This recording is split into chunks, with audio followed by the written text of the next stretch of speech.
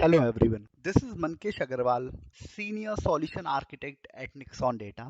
This course is regarding Apache Spark fundamentals. We will be covering each and everything from basic introduction to big data to advanced Spark problems and their solution. By the end of the course, you will have a fair understanding what Spark is, how it is solving the problem, how it works, and how you can create your own solution to help the mankind.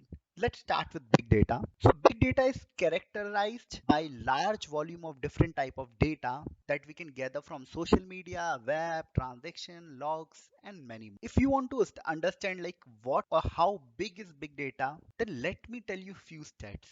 Google processes more than 25 petabyte of data per day. On YouTube, more than 20 hours of videos uploaded every minute. On Twitter, more than 50 million of tweets are done per day. For sources of big data, the data can come from images and media, databases, locations, email, clickstream, social network, HTML, and sensors. In the industry, big data is processed in crowdsourcing, data fusion, data integration, genetic algorithm, machine learning, simulation, time series, signal processing, and natural language processing. A big data can be of three forms. It can be unstructured, it can be semi-structured, and it can be structured.